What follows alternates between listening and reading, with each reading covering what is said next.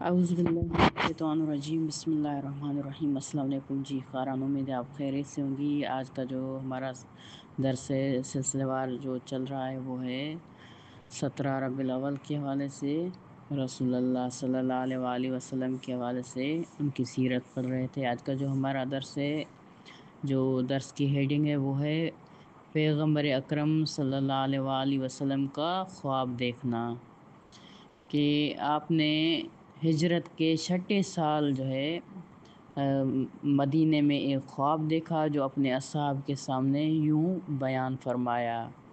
آپ نے کیا فرمایا کہ میں نے خواب میں دیکھا ہے کہ میں اپنے اصحاب کے ہمراہ مناسک عمرہ بجا لانے کے لیے مکہ میں داخل ہو رہا ہوں۔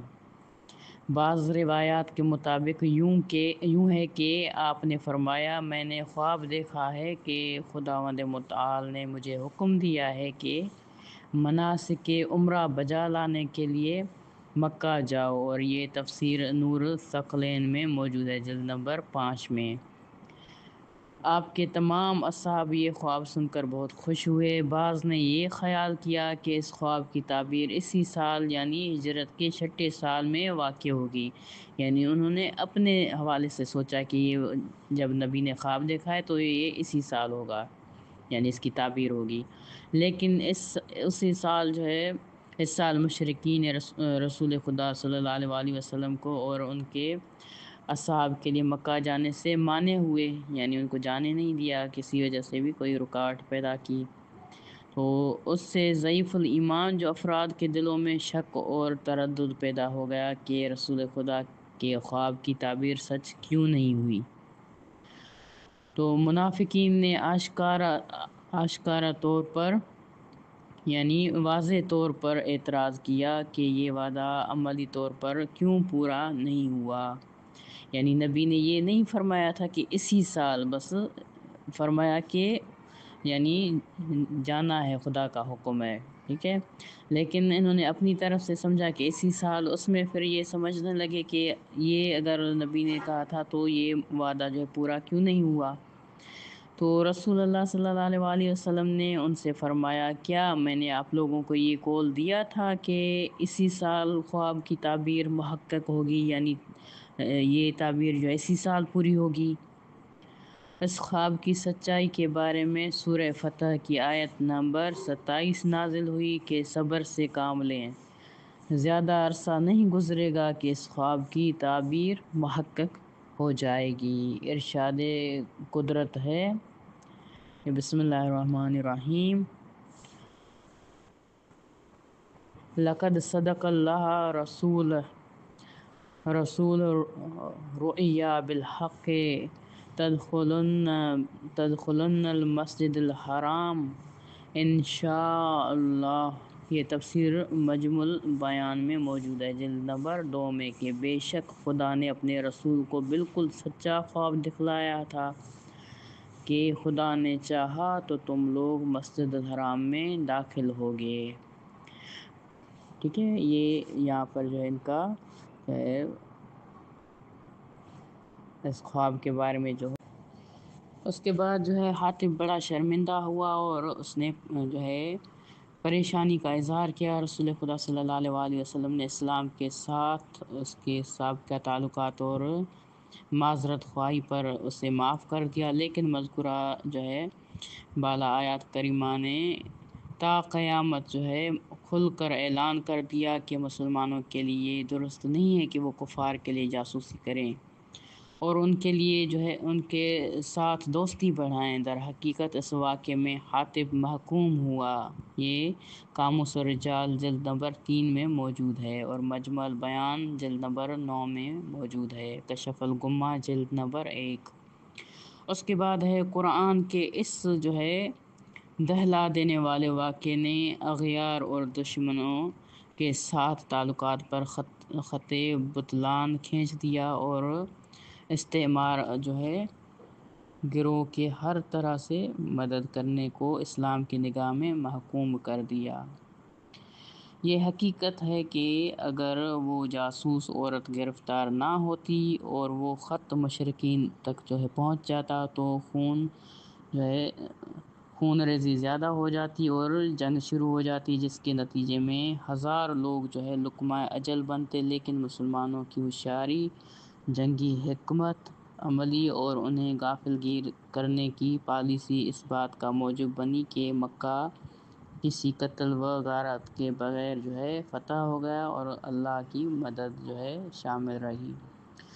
اس کے بعد کہہ رہے ہیں کہ خیانت کار کو تنبیہ، یعنی جو بھی خیانت کار ہیں اسے تنبیہ کرنا، اور اس میں حاتب اس کے حوالے سے بھی بیان ہے کہ کہتے ہیں کہ جس وقت امیر المومنین علیہ السلام نے، یعنی امیر المومنین علی بن ابی طالب علیہ السلام نے حاتب کا لکھا ہوا خط اس جاسوس عورت کے ہاتھ سے لیا تو رسول خدا کی خدمت میں پیش کیا، حضرت نے اسی وقت حکم صادر کیا کہ اعلان کر دو کہ مسجد نبی میں اکٹھے ہو جائیں سب۔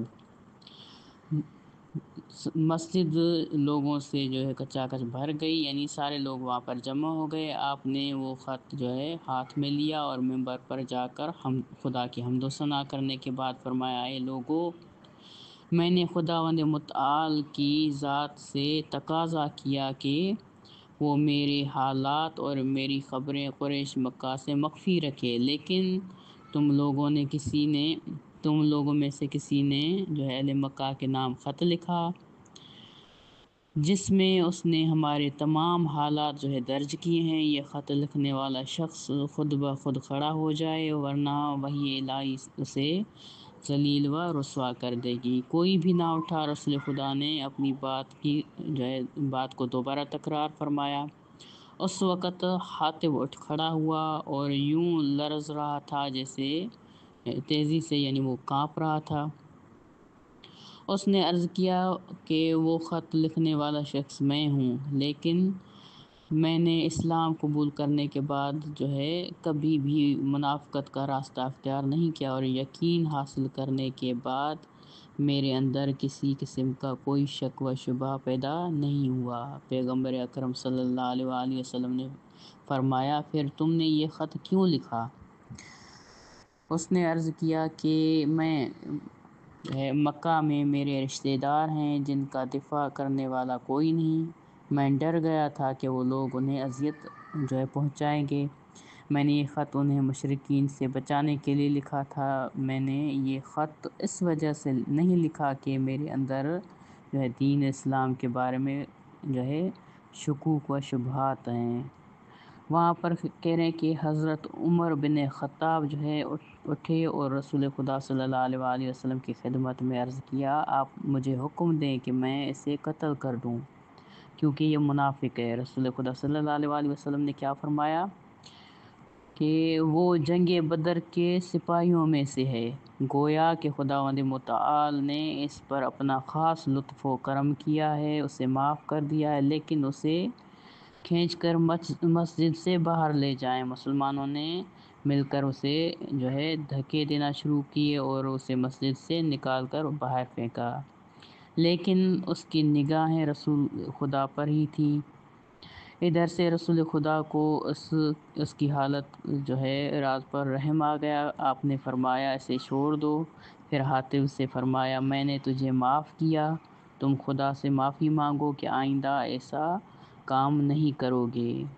یہ کشف الغمہ جلد نمبر 1 میں موجود ہے اور ارشاد شیخ مفید صفحہ نمبر 25 میں موجود ہے۔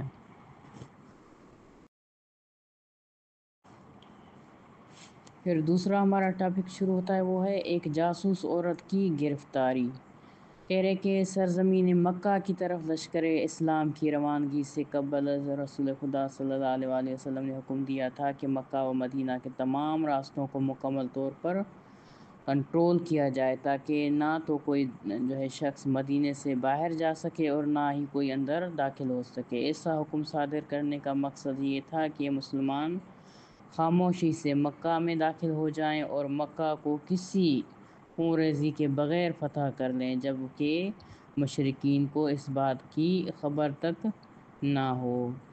پھر رسول خدا صلی اللہ علیہ وآلہ وسلم نے اس اہم کام کے لیے کچھ مسلمانوں کی ڈیوٹی لگائی۔ اور اس کام کی سرپرستی جو ہے وہ حارثہ بن نعمان کے ہاتھ میں دی، اور وہی تمام نگہبانوں کی جانچ پڑتال کرتے تھے۔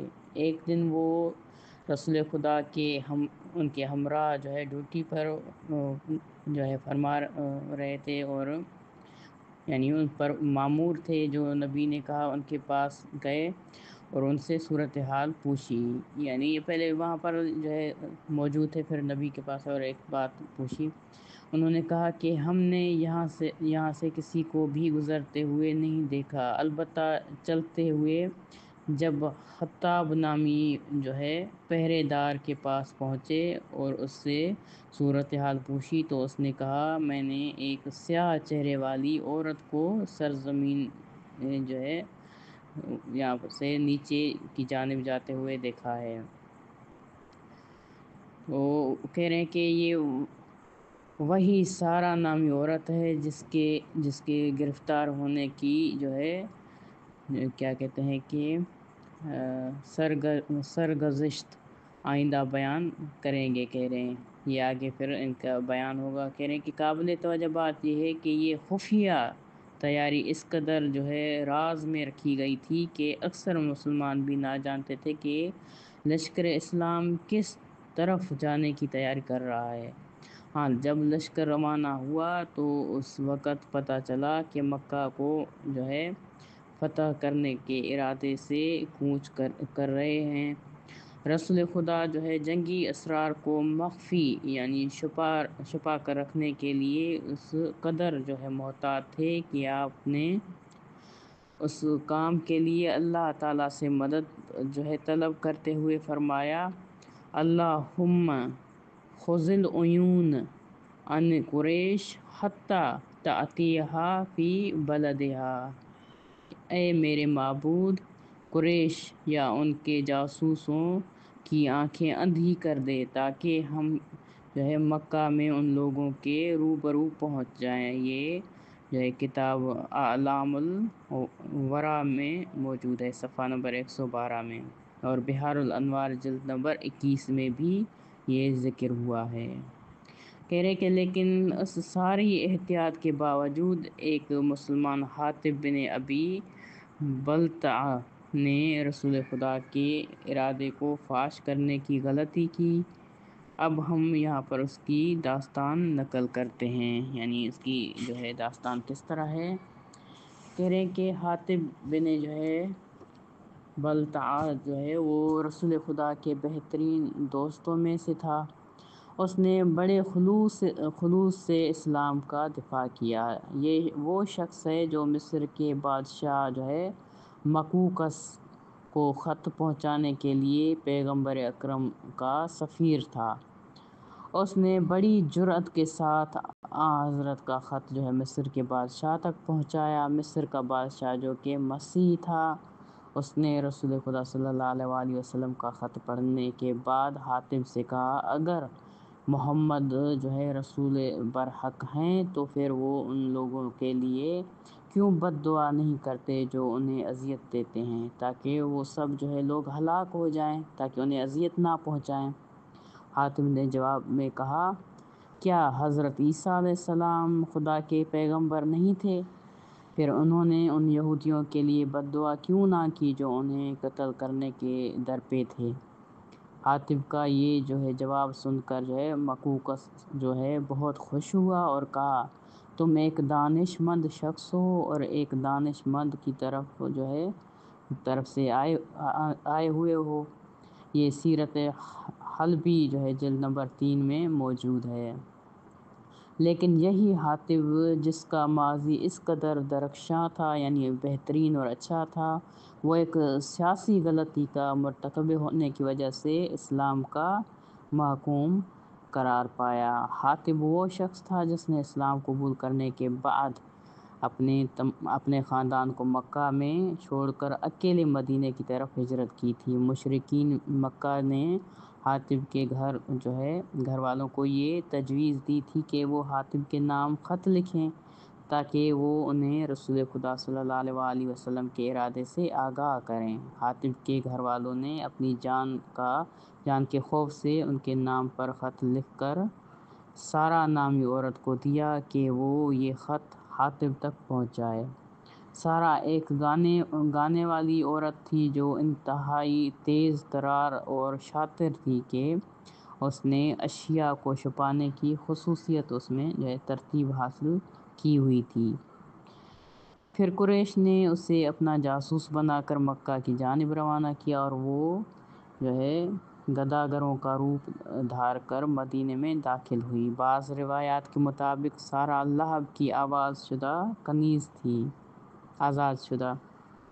یہ بحار الانوار جلد نمبر 20 میں موجود ہے۔ اور وہ خط حاطب تک پہنچایا، خط کے جواب کا انتظار کیا اور خود بھی اس کوشش میں لگ گئی کہ مسلمانوں کی صورتحال اور حضرت رسول خدا صلی اللہ علیہ وسلم کے ارادے سے آگاہ ہو، یعنی خود بھی اسے پتہ چلے کہ کیا ہو رہا ہے۔ حاطب نے اس خوف سے کہ مشرکین مکہ اس کے گھر والوں کو اذیت و آزار نہ کریں، ان کے نام ایک مختصر سا خط لکھا اور انہیں حضرت کے ارادے سے آگاہ کیا کہ وہ مکہ کو فتح کرنے کا ارادہ رکھتے ہیں۔ اس نے یہ خط اور کچھ پیسے سارا کو دیے کہ وہ یہ خط مخفیانہ یعنی چھپا کر قریش کے سرداروں تک پہنچائے۔ حاطب یہاں پر ایک بہت بڑی سیاسی غلطی کا مرتکب ہوا اور اس نے اپنے خاندان والوں کی وجہ سے ایک عام ترین جنگی راز کو فاش کر دیا۔ اس کے بعد وہ سارا نے حاطب سے خط لیا اور چھپ کر مکہ کی طرف وہ روانہ ہو گئی۔ رسول خدا صلی اللہ علیہ وسلم وحی کے ذریعے اس واقعے سے آگاہ ہوئے، یعنی ان کو پتہ چل گیا کہ کیا ماجرا ہوا ہے۔ فوراً اپنے 3 شجاع ترین دوستوں کو حضرت امام علی علیہ السلام، مقداد اور زبیر کو طلب کیا اور ان کی ڈیوٹی لگائی کہ وہ سارا کی تلاش کر کے اسے گرفتار کریں اور اس سے وہ خط لے لیں۔ یہ تینوں جلدی سے مکہ کی طرف روانہ ہوئے اور سرزمین روضہ خاق پر اسے گرفتار کر لیا۔ جی خاران، یہ خاق ہے، واضح رہے یہ لفظ۔ اور اس کے سامان کی تلاشی لی لیکن انہیں خط نہ ملا۔ حضرت امام علی علیہ السلام نے ان سے فرمایا، خدا کی قسم، پیغمبر خدا نے کبھی جھوٹ نہیں بولا، خط تمہارے پاس ہے، لہٰذا وہ تمہارے ہمارے سپرد کرو، ورنہ ہم مجبور ہیں کہ تمہاری مکمل طور پر تلاشی لیں۔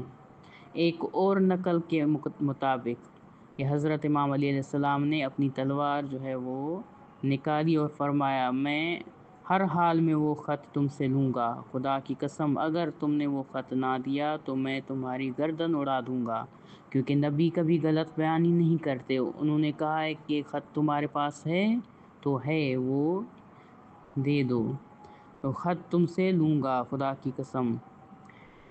پھر کہتے ہیں کہ سارا نے کہا، اگر ایسا ہے تو اپنا رخ میری طرف سے پھیر لو تاکہ وہ خط باہر نکالوں۔ حضرت نے اس کی طرف سے اپنا رخ پھیرا تو اس نے اپنے بالوں کے اندر سے خط نکالا۔ کہ سارا یہ جانتی تھی کہ اگر علی کو ارادہ کر لیں تو اسے ہر حال میں پورا کرتے ہیں۔ وہ خوفزدہ ہو گئیں۔ اس نے فوراً اپنے سر کے بالوں کی کہ وہاں سے خط نکال کر امام کے حوالے کیا۔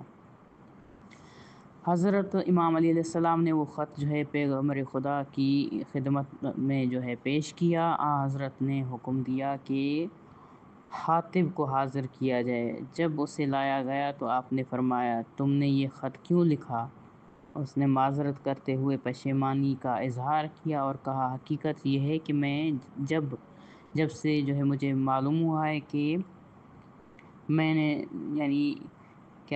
کہ میرے خاندان کو وہ نقصان پہنچائے گا، اس وجہ سے میں نے خط لکھا۔ پھر کہہ رہے ہیں کہ جب سے میں مسلمان ہوا ہوں میں نے دوبارہ کفر اختیار نہیں کیا اور نہ ہی آپ سے کسی قسم کی کوئی خیانت کی ہے۔ میں نے جو ہے جب سے مکہ سے مدینہ کی طرف ہجرت کی ہے اغیار کو اپنا دوست نہیں پایا، یعنی وہ ہمیشہ سے دشمن جیسے تھے ویسے ہیں، لیکن اس اعتبار سے کہ مہاجرین میں سے جو ہے ہر کسی کے رشتہ دار وہاں پر موجود تھے اور انہوں نے اپنے بال بچوں کو اپنے رشتہ داروں کے سپرد کر دیا، جبکہ مکہ میں میرا کوئی رشتہ دار موجود نہیں تھا۔ لہٰذا میں نے یہ سوچا کہ اگر میں اس طرح مشرکین کی مدد کروں گا تو اپنے گھر والوں کو خطرات سے محفوظ رکھوں گا۔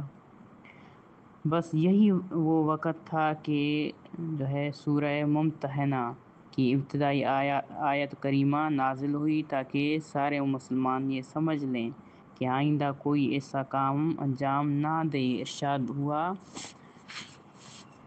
بسم اللہ الرحمن الرحیم، یا ایھا الذین آمنوا لا تتخذوا عدوی وعدوکم اولیاء تلقون الیہم بالمودہ، کہ اے ایمان والو خبردار میرے اور اپنے دشمنوں کو دوست مت بنانا کہ تم اپنی طرف جو ہے دوستی کی پیشکش کرو، جبکہ انہوں نے اس حق کا انکار کر دیا جو تمہارے پاس آ چکا ہے، اور وہ رسول کو اور تم کو صرف اس بات پر جو ہے نکال رہے ہیں کہ تم اپنے پروردگار پر ایمان رکھتے ہو۔ اگر تم واقعی ہماری راہ میں جہاد اور ہماری مرضی کی تلاش میں گھر سے نکلے ہو تو ان سے خفیہ دوستی کس لیے کر رہے ہو، جبکہ میں تمہارے ظاہر و باطن سب کو جانتا ہوں، اور جو بھی تم میں سے ایسا اقدام کرے گا وہ یقیناً سیدھے راستے سے جو ہے بہک جائے گا یا بہک گیا۔ اس کے بعد ہے ایک حدیث یہاں پر بیان کی گئی ہے، وہ ہے حدیث تیر، ٹھیک ہے۔ کہہ رہے ہیں کہ یہ وہ حدیث ہے کہ جسے تیر کہا جاتا ہے عربی میں پرندے کو، کہتے ہیں کہ یہ وہ حدیث ہے جو نقل ہوئی ہے پرندے کا بریان شدہ گوشت جو ہے اس کے حوالے سے یہ جو ہے حدیث بیان کی گئی ہے۔ کہتے ہیں کہ رسول اللہ صلی اللہ علیہ وآلہ وسلم کے نزدیک سب سے محبوب مخلوق امام علی علیہ السلام ہے، وہ کس لیے؟ کیونکہ وہ حدیث تیر جو ہے اس میں روایت میں ذکر ہوا ہے کہ آن حضرت کو کسی پرندے کا بریان شدہ گوشت تناول کرنے کی خواہش ہوئی اور اللہ تعالیٰ سے درخواست کی کہ جو ہے میرے پاس ایسی مخلوق کو بھیج جو آپ کے جو ہے نزدیک سب سے زیادہ جو ہے بہترین ہو، آپ کے ساتھ جو ہے وہ کھانے میں شامل ہو جائے، اللہ تعالیٰ ان کو اس شخص کو یعنی بھیجے آپ کی طرف۔ اور امام علی علیہ السلام آئے، یعنی یہ جو ہے امام علی علیہ السلام آئے، پھر جو ہے وہ کیونکہ آپ جو ہے عائشہ کے کمرے میں موجود تھے حجرے میں، تو امام علی علیہ السلام ایک مرتبہ آئے، پھر انہوں نے جو ہے ان کو واپس پلٹا دیا، پھر دوسری مرتبہ تیسری مرتبہ جو ہے نبی نے ان کو اندر آنے دیا، اور آپ دونوں نے مل کر یہ کھانا کھایا، اور امام علی علیہ السلام آپ سے جو ہے آپ کے ساتھ شریک ہوئے اس کھانے میں۔ پھر کہتے ہیں کہ امام علی علیہ السلام سے جو ہے ابو بکر اور عمر بھی آپ کے پاس پہنچے، لیکن آپ نے ان دونوں کو واپس کر دیا۔ بعض روایت جو ہے نقل کرتی ہیں کہ حضرت کی دعا کے بعد عائشہ اور حفصہ نے دعا کی کہ ان کے والد اس غذا میں پیغمبر اکرم صلی اللہ علیہ وآلہ وسلم کے ساتھ شریک ہوں۔ اسی طرح انس بن مالک سے منقول ہے کہ میری خواہش تھی کہ وہ شخص سعد بن عبادہ ہو، وہ یعنی نبی کے ساتھ جو ہے یہ کھانا تناول فرماتا۔ اسی لیے جب حضرت علیہ السلام جو ہے پیغمبر اکرم کے پاس دروازے پر پہنچے تو میں نے انہیں واپس کر دیا، یعنی یہ عائشہ کہہ رہی ہیں۔ لیکن ابھی کچھ دیر نہیں گزری تھی کہ علی دوبارہ سے لوٹ آئے اور پیغمبر اکرم کے ساتھ بیٹھ کر وہ کھانا کھایا جو جنت کا طعام جسے کہا جا سکتا ہے، یعنی خدا کی طرف سے جو آیا۔ اس کے بعد جو ہے کہتے ہیں کہ بعض شیعہ متکلمین نے اس روایت سے اسناد کرتے ہوئے امام علی علیہ السلام کو اللہ کے نزدیک سب سے محبوب قرار دیتے ہوئے نتیجہ اخذ کیا کہ آپ پیغمبر اکرم صلی اللہ علیہ وآلہ وسلم کے جانشین کے لیے سب سے زیادہ مناسب اور لائق تھے، کیونکہ نبی کی دعا تھی اور امام علیہ السلام کو بھیجا گیا، تو نبی کی دعا جو ہے وہ اس طرح وہ مستجاب ہوئی۔ یہ جو ہے بہت جو ہے اس کے حوالہ جات موجود ہیں، بہت سی کتاب جو ہے اہل سنت اور اہل شیعہ میں موجود ہے یہ۔ پھر کہتے ہیں کہ ابن شہر آشوب کے نقل کے مطابق دوسری صدی ہجری کے شاعر سید اسماعیل ہمیری جو ہے انہوں نے حدیث تیر کے واقعے کو شعر کی صورت میں پیش کیا، جس کا آغاز یوں ہوتا ہے کہ مجھے خبر ملی ہے کہ ہمارے والد نے انس سے ایک نہایت دلچسپ حدیث نقل کی ہے، ایک مرغ بریان کے بارے میں، کہ ایک دن کسی نے رسول خدا صلی اللہ علیہ وآلہ وسلم کی خدمت میں جو ہے وہ کوئی لے آیا، اور جبکہ آپ لوگوں کی نظروں سے دور اپنے گھر پر تھے اور امیر المومنین نے آپ کے ساتھ یہ کھانا تناول فرمایا تھا۔